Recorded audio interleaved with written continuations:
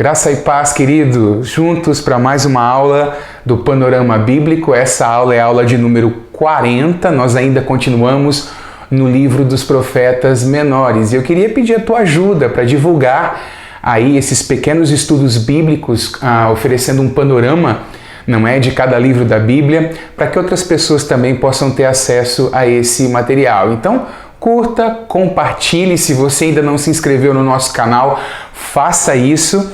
A gente quer chegar logo, né, a um número expressivo de pessoas no canal da igreja para que a gente possa alçar aí voos maiores. Esse é o nosso desejo. Vamos lá então falar dessa vez do profeta, melhor dizendo, Naum. O profeta Naum tem um nome muito interessante. O seu nome significa consolação.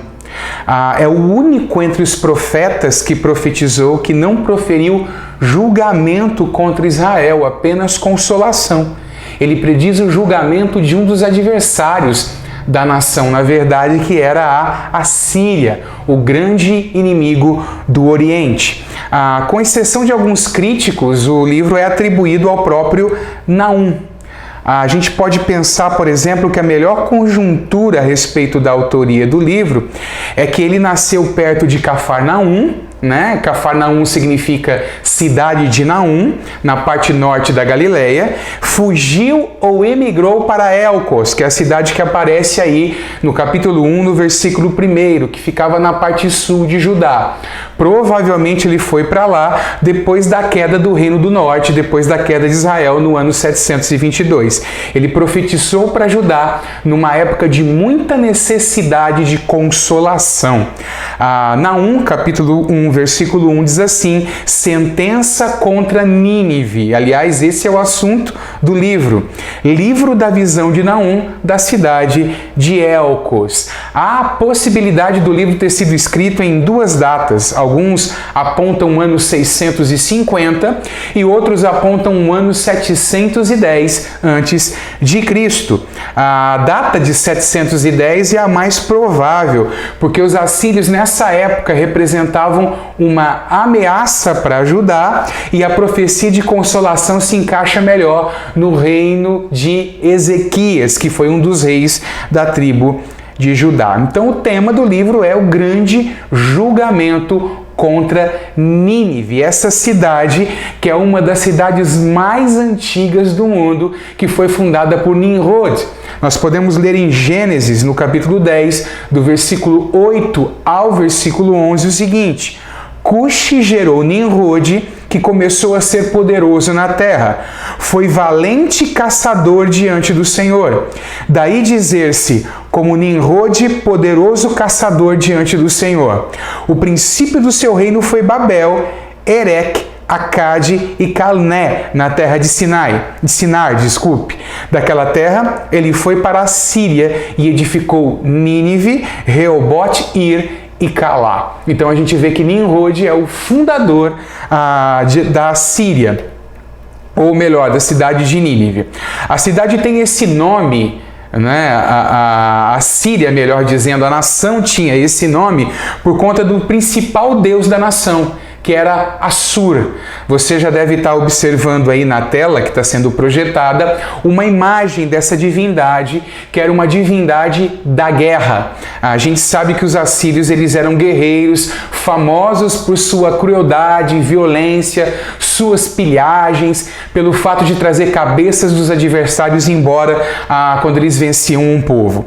A Assíria separou-se da Babilônia antes do ano 1500 antes de Cristo, e ela conheceu apenas alguns momentos de grandeza. Uma tabela aí falando a respeito do Segundo Império Assírio, não uma tabela, mas uma tela, que mostra vários reis desse Segundo Império Assírio, que teve muita relação com a história bíblica. A gente vê muito citada a Assíria, cuja capital era Nínive, nesse período aí, né, do Segundo Império Assírio. A gente vê, por exemplo, o rei Tiglat-Pileser III, que reinou de 745 a 727, Ele invadiu a Síria e Israel do Norte em 743. Salmanasar V, que reinou de 727 a 722, esse sitiou Samaria e levou cativo Oséias. Sargon III, que reinou de 721 a 705, esse destruiu a cidade de Samaria e subjugou a Babilônia. A Senaqueribe, de 704 a 681, ele conquistou a Palestina e destruiu Babilônia. Esarhaddon, de 681 a 669, conquistou o Egito em 671. Assurbanipal, a 669 a 626, ele toma a Babilônia do seu irmão Samassumukim em 648 a.C.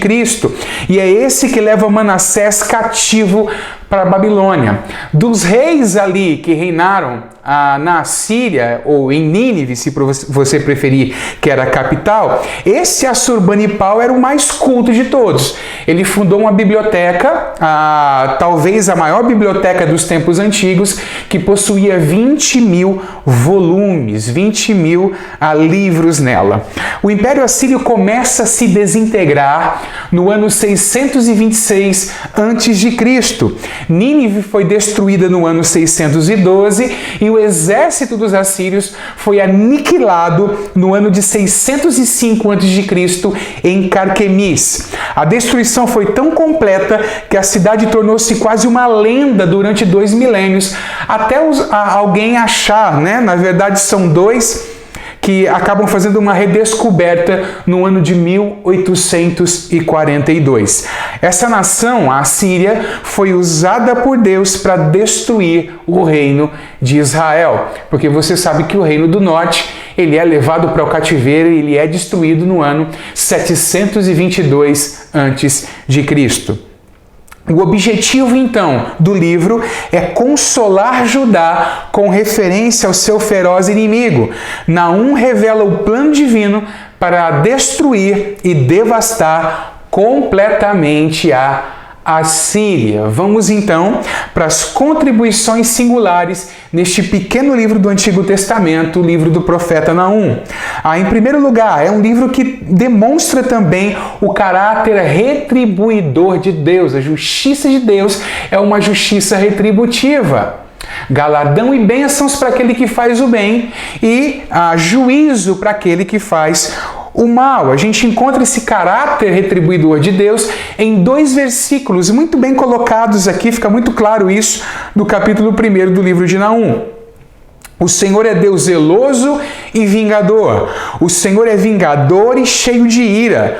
O Senhor toma vingança contra os seus adversários e reserva indignação para os seus inimigos. Quem pode suportar a sua indignação, diz o versículo 6, e quem subsistirá diante do furor da sua ira? A sua cólera se derrama como fogo e as rochas são por ele demolidas. Então a gente percebe que Deus então se vingaria da Assíria por conta das suas maldades. Nínive, a grande cidade rainha, é destruída. Este é um livro, talvez, queridos, que Jonas gostaria de ter escrito. Você se lembra que uma das aulas aqui do nosso Panorama Bíblico, aula que eu mesmo tive a oportunidade de gravar, nós falamos a respeito de Jonas ficando indignado quando Deus não destrói a cidade depois da cidade de Nínive ter se arrependido. Então a gente olha para esse livro de Naum e a gente percebe que talvez fosse um livro que Jonas gostaria de ter escrito, porque ele não compreendia, na época dele, do profeta Jonas, eu estou falando, que Deus tinha uma colheita ali na cidade de Nínive. O arrependimento pela pregação, pela profecia de Jonas, retardou o juízo de Deus. Todavia, Nínive e os assírios voltam para a sua crueldade e para os seus caminhos de violência, e por conta disso Nínive é destruída. A terceira contribuição aqui, o livro é uma admoestação internacional de Naum a todas as nações. Na verdade, esse livro mostra que a lei da selva não vai imperar, não é verdade? O mais forte não vai permanecer, não é bem assim. Embora o pecado e a violência possam ficar sem punição por algum tempo dentro da longanimidade de Deus, todavia, eles não serão esquecidos. E por que não serão esquecidos? Não serão esquecidos por conta do caráter santo de Deus. É verdade que Deus é misericordioso, é verdade que Deus é longânimo, grande em paciência, todavia, por ser um Deus santo, ele precisa julgar e tratar o pecado. E a quarta e a última contribuição que nós encontramos aqui no livro do profeta Naum é a cristologia em Naum. O aspecto libertador do Evangelho pode ser visto em Naum, capítulo 1, versículo 15, que diz o seguinte: eis sobre os montes os pés do que anuncia boas novas, do que anuncia a paz. Celebre as suas festas, ó Judá. Cumpra os seus votos, porque o ímpio não mais passará por você. Ele foi inteiramente exterminado. Obviamente, a profecia falando a respeito da destruição da Assíria, da destruição da grande cidade de Nínive. E convém dizer, o início desse versículo aqui, diz assim que eis sobre os montes os pés dos que anunciam, ou melhor, do que anuncia boas novas, do que anuncia a paz. Nós vamos encontrar esse versículo no Novo Testamento falando a respeito do Evangelho, as boas novas, as boas notícias que chegam até nós. O Evangelho que nos liberta do pecado e que nos liberta do grande inimigo que é Satanás. Bem, queridos, essa é a nossa 40ª aula do Panorama Bíblico. Que Deus abençoe a sua vida. Na semana que vem, a gente retorna com mais um profeta menor. Deus te abençoe.